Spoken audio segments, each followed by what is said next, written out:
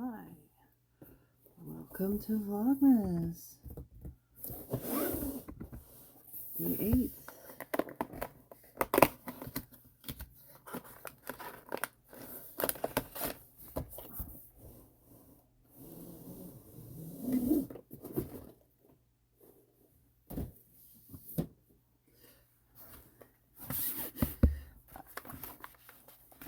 Well, it appears that this year I'm going to basically do sort of like little mini-series the entire time, because in my list of topics, which I write up ahead of time, I mean, obviously I do not pre-write these videos, but I do have a running list of, this would be an interesting topic.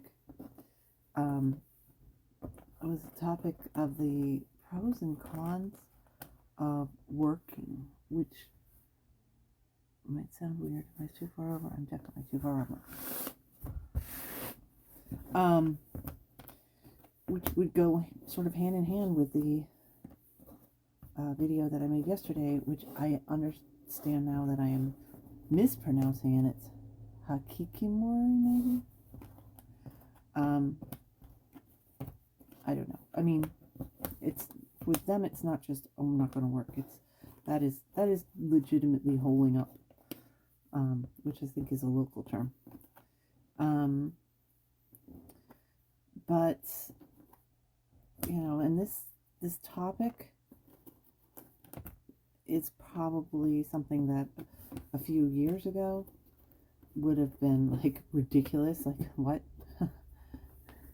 What are you talking about? How can you make a pros and cons list about working? You must work. It appears that somehow no, actually. It is not super mandatory for people to work. There are great numbers of people who aren't working at all. And I personally don't understand that. It sort of boggles my mind. How do you get away with that, not working? Because, of course, I'm thinking that I have all my bills to pay, etc., and nobody else is going to help me with them. So I have to work. But that's actually, I don't think that's completely accurate anymore. I did just find that over there. That's not smart. I think that there are a number of ways to not work. At least, definitely not in a traditional way, but also not work basically at all. That you can depend on family, well, depends on your family, to help you, and or actually to do like an alternative to work type situation where maybe you're helping somebody with household responsibilities and they support you, which is, I guess, great if you can find it. Great if you can tolerate your family that much. So I don't think it's actually like a given that everybody is going to work from now on. And, you know, especially with the way that our entire economies have been restructured, etc. Yeah, I don't think it's a given, and I'm sure that there are going to be people that are like, well, let's have a talk about that, which is fine. I guess it goes like that. I don't know. I would think it would go somewhere to do with this tree, somewhere. Anyway, let's get going on this and see if I can get something together here. So, this sort of random topic that I came up with was, what are the pros and cons of working if you have avoidant personality disorder? The cons are that it can, like, kill your soul. I mean, that's sort of an extreme way of putting it, but seriously, it can take so much out of you. I had a job where I used to get to work 10 minutes early, and would literally, like a mantra for 10 minutes, sit in the car going, it's almost over, it's almost over, it's almost over. Because it was so horrible and intolerable. Those are facts. There are jobs like that are that bad out there in the world. I did not have any concept of the idea that maybe I didn't have to work. Although in that situation, eventually I did not have to have a traditional job. I figured a way of working like online, and this was before online was a thing, and used as many sort of help and aids that I could find, and so I did not have a traditional. I also had a doctor's note that said straight up that I was not. I had a doctor's note saying I could not work in an office environment. So that was interesting, huh?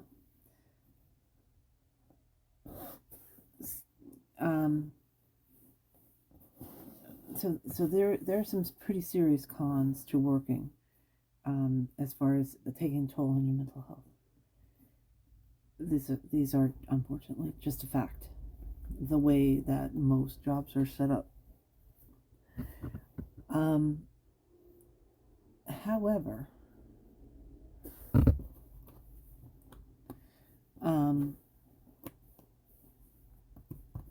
again, there's alternate ways of working, and the negatives of not working are that you won't have probably the income that you would have received, and you won't have the autonomy. You have to depend on people and etc.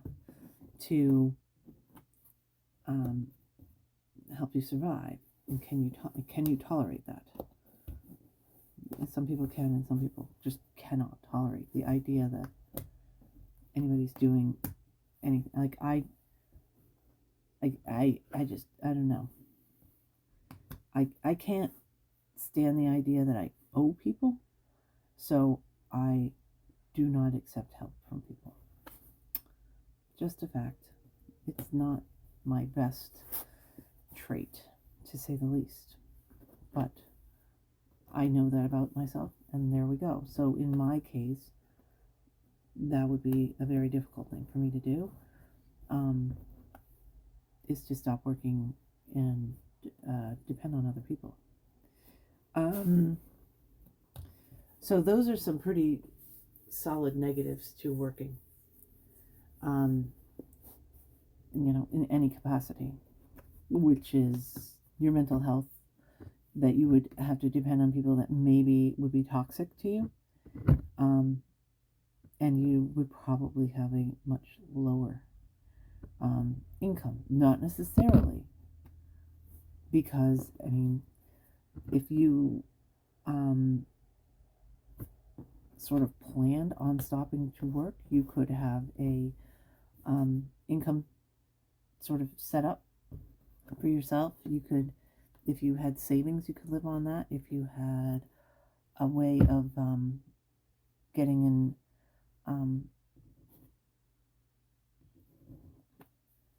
an ongoing income, passive income, what they call it.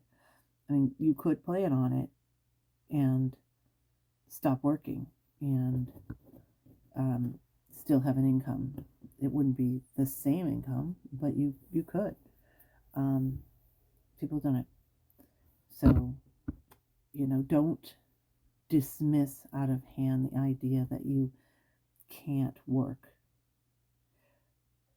But again, there are some positives to working, and I would encourage you to pay attention to those.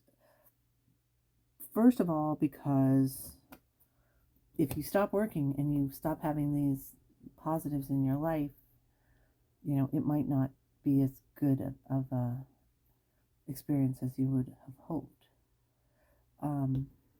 And also,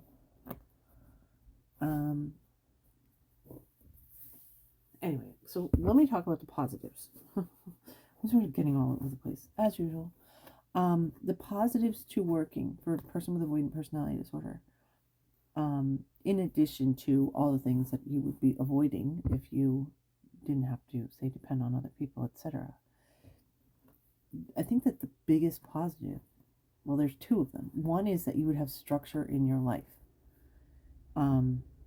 which is actually a huge positive thing. To know that, you have a certain place to be and a certain time to be there, etc. And because you can get stuck in sort of a it's almost like a limbo where you're sort of procrastinating forever because you don't have to do it because whatever, there's nothing, no deadlines or anything like that. When there was a period where I was writing crazy fast. Like I did NaNoWriMo, and I wrote an entire novel, a full novel in 17 days. I do not suggest people do that. It actually made me pretty sick. I had a wicked headache and stuff like that. I also really liked workshops because you had to have something produced within a week.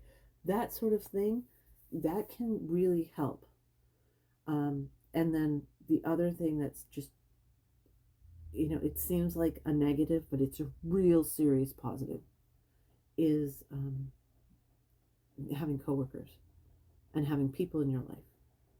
Because especially if you've got a job where you're not basically in somebody's pocket all the time, then you will be around people. I used to say it was like getting a hit off of people, which is pretty non-PC way of describing it, but seriously, it's like I could sort of cope and deal with not having close relationships because I had like these few positive, fleeting interactions with people, and so, and if that's the case, then choose your job wisely. Like I used to work for a bank, and I worked in the payroll department, which made people happy, and absolutely was not a happy camper when they would periodically have me working, say, collections, which is the opposite, where you make people very unhappy. So if you have a job that you're going to get a positive reaction from people for doing your job, then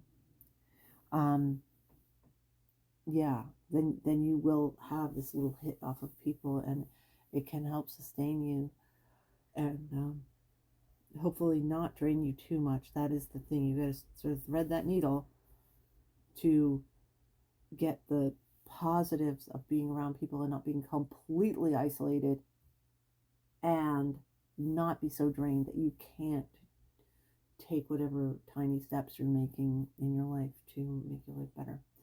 Anyway, so that's what I have to say about that. But also an update, which I put up a community post, but update on the cat, which is, I took him to the vet, Poppy, and the vet said that she said that she could not prescribe it, but she would if she could, that he have a companion and a second cat based on his personality and how he's been acting and his age. So I actually have been looking at the shelter where I used to volunteer for quite some time. Um, I'd say 6 months at least. Actually, truthfully, I think it was right after Perry died that I started like peeking at it. Because I got Perry because the cat before that made me realize I needed to be a mom because I kept trying to tell this cat things like, show me your tummy. It's like, okay, I'm trying to teach a cat its body parts. I need a baby. I need a kid. Let's have a kid. Um, anyway, he died and I had no cats at all. And it was like a week later that I found Perry. Perry died and I was like, oh. But I still had Poppy and I wanted to wait for a good fit. And kept looking at the shelter's list of cats and kept like going, oh, I love this one. I wish I could get this one. But they all said that they needed to be in a single animal household. And of course, I already have Poppy, so that didn't work. That didn't work. That didn't work. But I went to the vet. The vet said, hey, you really should try to find him a companion. So I went out to the shelter and I was a little bit frustrated. And I was like, hey, what is the deal? Is this for real that you really, really, really can't have these elder cats go with a household that has another animal? And they like showed me one. It was what they called a spicy cat in a grumpy room, grumpy cat room. And sure enough, I was like, oh yeah, I see what you mean. That the cats that are in the shelter that they had were like I said, they call them spicy. They were sort of like